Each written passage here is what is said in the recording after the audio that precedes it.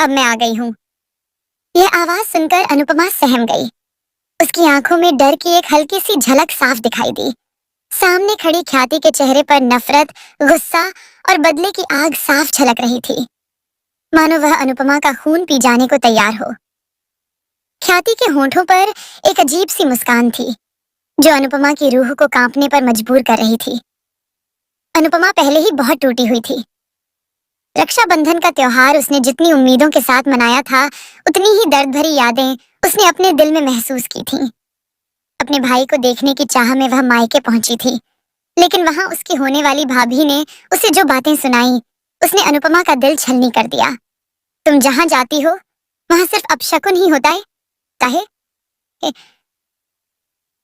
मदीद सेठ नियम। यह शब्द अनुपमा के कानों में गूंज रहे थे। आंखों में आंसू भरकर वह वहां से लौटी और अकेले कमरे में बैठ गई। लेकिन उसे जरा भी अंदाजा आजा नहीं था कि असली तूफान अभी शुरू होना बाकी था। ख्याति ने अपने अंदर जो ज्वालामुखी दबा रखा था, वह फटने वाला था। अपने बेटे आर्यन की मौत का इल्जाम उसने पूरी तरह अनुपमा पर लगाया था। जिसने मेरी कोख सूनी कर दी, उसे जीने का हक नहीं है, यही ख्याल उसके मन में घर कर गया था। और अब उसने ठान लिया था कि अनुपमा को सजा मिलेगी, वो भी ऐसी सजा जिससे पूरी दुनिया देखेगी कि ख्याति का दर्द कितना गहरा है।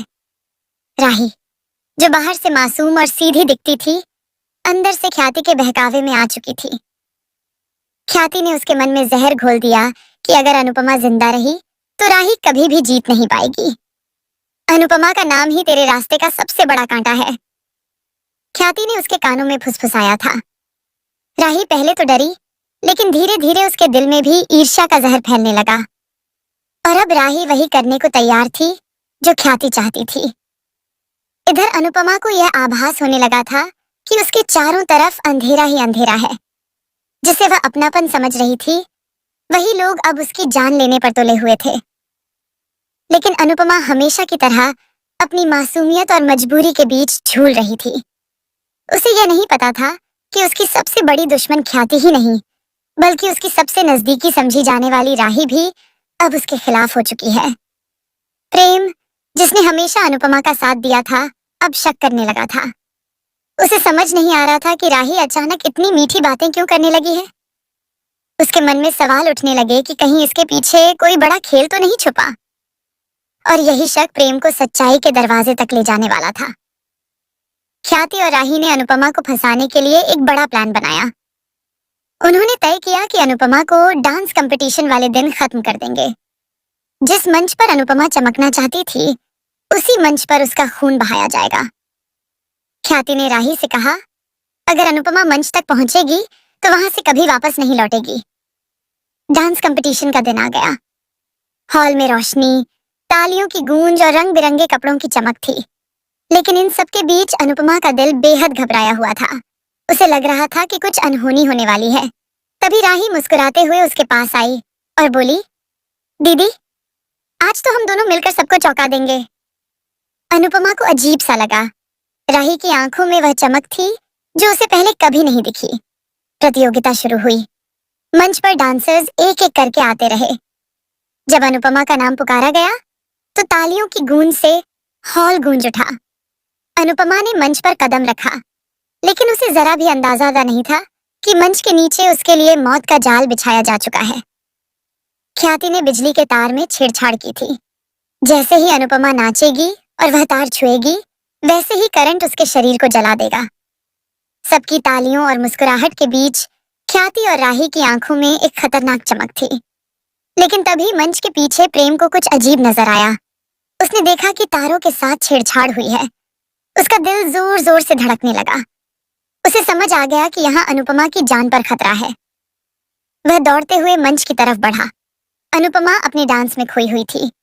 उसकी आंखों से आंसू बह रहे थे, लेकिन उसके कदम रुक नहीं रहे थे।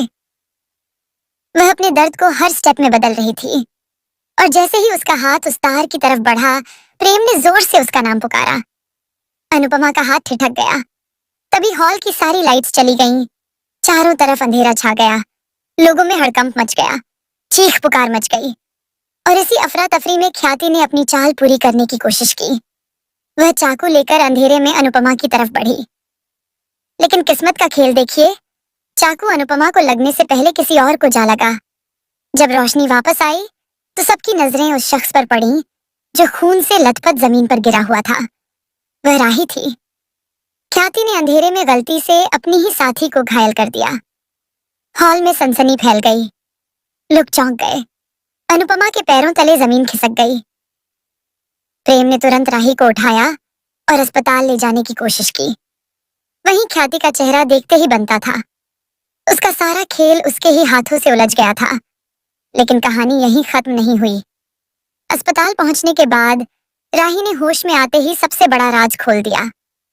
उसने रोते हुए सबके सामने सच कहा, हाँ, मैं भी ख्याति के साथ मिलकर अनुपमा दीदी को मारना चाहती थी, लेकिन यह सब ख्याति का प्लान था। मैं सिर्फ उसके कहने पर चली गई। यह सुनते ही प्रेम का गुस्सा फूट पड़ा।